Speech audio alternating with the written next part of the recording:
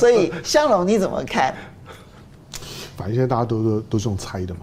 都用猜的，对，人家都有凭据啊，你也不要这样讲，人家都猜的。我的意思就是说，我们都是根据所谓的民调，跟新闻的那种气氛去猜谁比较。如果说我们猜的都算数，那大家就不用投票。好，不过呢，当然他现在留下来几个比较值得思考的选后可能会情况，因为现在压川普赢的其实是很高的。那你不管从赌盘，或者从资本市场里面的川普交易，大概都可以看得出来。但是它就会衍生一个问题，就是说，那如果选举的结果是倒过来的，那势必会有一个是市场上面很大的风暴要去修正。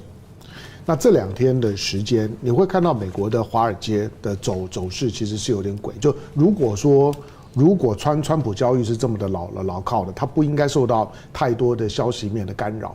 可是你看到这个礼拜呢，美国的资本市场的波动是很大的。川普交易这2天，就刚好这2天，其实跌的还蛮多的。对，它的波动是很大的，所以2个指标，一个是比特币，然后另外就是川普自己的公司。对，那黄金、比特币，或者是川普自己的媒体公司，或者跟川普连接的一些的概念，这几天呢都是在一个而且修正幅度是很大的。对，就市场当中我想大家都在猜，只是买保险的那个心态出来了，就会觉得说，这样好像味道好像并不是这样。这第一个就是说，如果他当选的不是川普，那市场的那个修正的力道，就大家都看走眼的那个力道会很猛。我认为现在所谓的看走眼是说，如果川普没有当选，那才叫看走眼，因为市场上面普遍认为川普当选的机会比较大。对，好，第二个就是说，在这样子的一个选举的过程当中，我们看到2个党，这2个党，如果说这一次民主党输了，不管是贺锦丽或是谁，民主党这次如果输了，对民主党伤害会非常大，因为民主党这次是空前团结。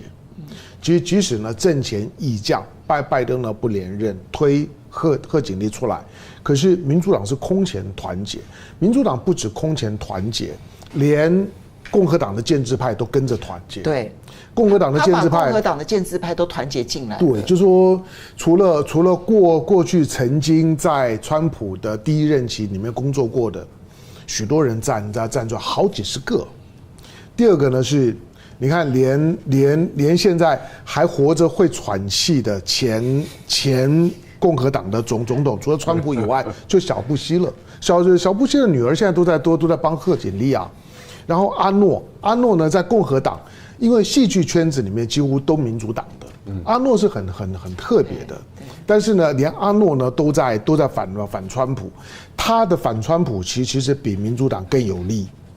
好，那因为这些人都站出来，所以一个空前团结的民主党，如果最后遭遇到重大的挫败，民主党这30几年来一路成长的那个轨迹，可能就终止了。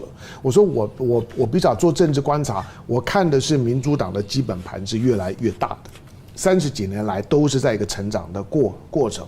你倒过来讲，共和党是在一个非常分裂的情况之下去参选。共和党的在分裂的情况下面，除了川普以外，其他的共和党叫得出名号的人几乎没有。你会发现，现在绕在川普身边的，都不是传统共和党建制派的人。而除了这也是为什么呢？马斯克呢会很漏的，除了他个人以外，最重要是川普身边没有什么人，所以如果川普胜选，那就是川普胜选，是川普一个人的胜选，而这一个人胜选后遗症是很多的。政治的选举的过程当中，如果没有论功行赏的对象，认为今天天下江山是我一个人打下来的，那川普的第2任期没有人可以抓得住他，因为他主观上面认为今天能够打下江山，每一张选票都不是给共和党，是给我川普的，这个味道呢会越来越浓厚。这几天呢影响到选情的，刚刚凤青讲的那辆垃圾车。那辆垃圾车，我不认为是一个聪明的招数，因为那只是进一步的去激怒波多黎各裔。它不是只有波多黎各裔，我说波多黎各裔啊，刚刚玉芳提到，波多黎各裔只是美国现在居人口呢少数族裔最大多数的，就是拉丁裔的代表性。这摆在波多黎各裔上面，尤其波多黎各裔在宾州。宾州大家认为说是摇摆州，宾州其实长时间不摇摆的。对，他是民主党的蓝墙州长也是民主党人 Shapiro。宾州大家都觉得宾州是摇摆州，宾州只不过是因为川普的第一任期的时候呢，他赢到了宾州，可是宾州长时间是不摇摆的。跟着我们刚刚讲的密西根跟威斯康星这个所谓的蓝墙州，其实过去都很稳固的。那我是不太容易想象，就是说，如果说真的贺锦丽或者民主党有机会赢下呢威斯康星呢跟 Michigan， 结果他会输掉宾州，这个呢是很怪的。好，因为这三个基本上面呢就是一体的。他的投票行为是高度的一体性的。那南部的部分来讲就比较难讲。我觉得总而言之，最后呢，如果下个星期三呢开票的时候是宾州跟乔治亚州，如果两个人各赢一个，那开票的结果可能就要纠缠非常久。我就不预期下个星期三票会开出来。就是接下去呢，就要看第二轮。那如果像上次一样，第二轮，我说第二轮，就是说除了这2个州以外，你就要看其他的几个州了。其他的几个州，有的州开票是很慢的，像去年的乔治亚州，上次开很慢。内华达州，所以你觉得会纠缠很久？内华达州更是有名的慢，内华达州上一次开了快1个月啊。对，所以呢，你很难讲说呢，他要开多久。如果最后大家咬得很紧的时候，你可能心就悬在那个地方，那美国社会的问题就很多了。如果开完票一翻两瞪眼，如果是像是岳先刚刚讲的7个州全部呢都川普的，那就简单。我认为要乱也乱不起来，是选后乱，而不是呢在选举之后的这段时间是川普当选之后，我比较就任之后比较担心。可是如果说最后选举结果是很纠缠的，而会纠缠到1-2个礼拜以上，那问题就很多了。就整个的人心定不下来的时候，以美国今天社会撕裂的情况，我认为各种的冲突都有可能发生。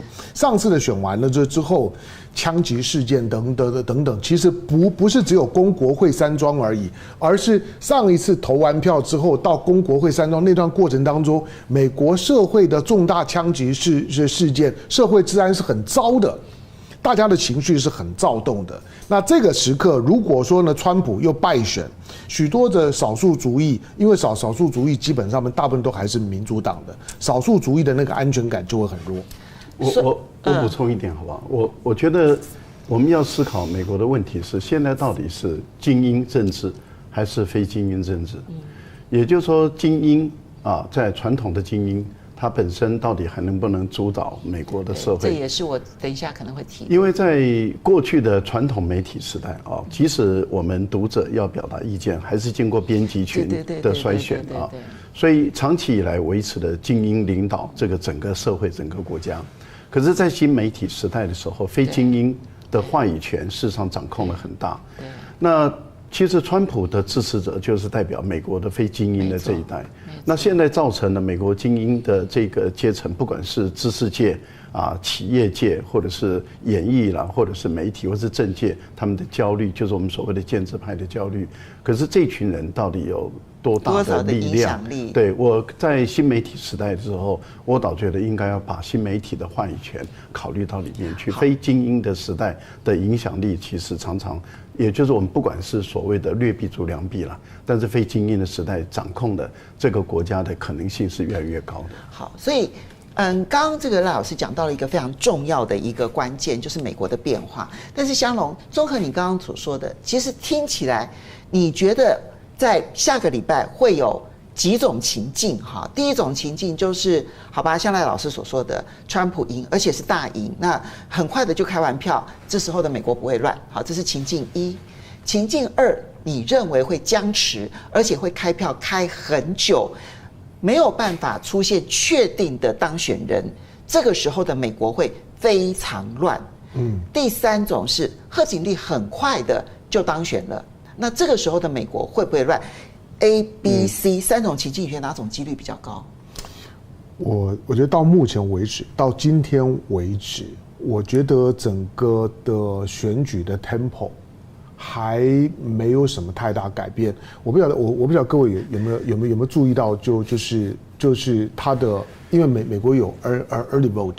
他的 early vote 现在大概已经有5000多万人去投票，5700万，5700万人去投票里面来讲，你看到呢所有的针对 early vote 的出口的民调，其实跟上次的结构并没有什么不同，就是民主党大概还是60%，对，共和党大概4%，所以到现在为止，我看不出投票的动能跟意愿有什么太大的改变，所以它的变数上面来讲，所以你就是不肯给我们一个明快的结论。我的态度。跟我的想法跟玉芳操作，我说想法就是我认为现在的贺锦丽60%胜算，60%，那会乱不会乱？我觉得只要是贺锦丽胜选，乱是某种程度上的问题。就是他一定会有一些，因为这次选务纠纷已经非常非常多了，乱是某种程度上的问题，尤其是川普在整个共和党体系里面，他几乎跟共和党是分裂的。他扛着共和党的招牌是很勉强的。我认为共和党基本上并不认同他，所以只要不是川普当选，某种的混乱都免不了。好，我讲我自己，我不能都问你们，然后都问他。我认为川普当选的几率超过70%。好，当然这里面我看到了一些在2016、2020年相对比较准的民调，还有2022年相对比较准的民调。坦白说，我还真不参考 CNN 的民调，因为他每一次都错。好，这是我先讲我的前提哈。那么，第二个部分是，我觉得川普当选这件事情，如果他当选了，它代表一个很重大的意义，就是刚刚赖老师所讲的，美国的建制派失去了影响力，它是跨党派的失去影响力。民主党现在还是建制派为当家，但是呢，共和党的建制派已经倒向了民主党，但是没有决定性的情况之下，它建制派会有很大幅度的失去影响力，这是在美国内部极大的一件事情。第三个就是美国空前的对立。所以呢，我的预判是，不管谁当选，美国都乱。因为现在不是只有共和党在收集投票过程当中的一些选务纠纷，民主党也在收集，所以民主党的支持者也没有大家想象的这么冷静。共和党当选了之后，民主党就会乖乖的接受政党轮替。不，你从拜登要去讲这个话就知道，他也担心，如果川普当选了会乱。所以一个空前对立的美国，使得他在未来做任何一件事情，他的内部都出现极庞大的反对声音。这个是现在我们在观察这个世界第一强权的时候一个很重要的观察指标。我们4个人各有观察，大家可以来作为参考了哦。好。这个Melia Snake 他说龙哥讲的太复杂了，你就比喻成为柯文哲代表国民党参选就行了。就说川普跟共和党的关系。冷眼观察他说，所以龙哥你认为到底谁能当选？刚刚他回答了哈，谢谢你帮我问这个问题。然后 Space Time， 然后他说宾州呢提前开票，那这个贺锦丽 Harris 呢大赢了5%，8成是民主党要耍手段了，这个是要 Harris 当选，美国内部内乱甚至于内战吗？哈。然后Collector 他说现在的民调经过上次的挫败已经改了很多，大家等着看吧。好，我们这一次要检验的事情还蛮多的，要检验美国的建制派的力量，美国的分裂程度，美国的内部接受选举结果的平静程度，然后还包括了民调，我相信每一家媒体都会被检验嘛。哈。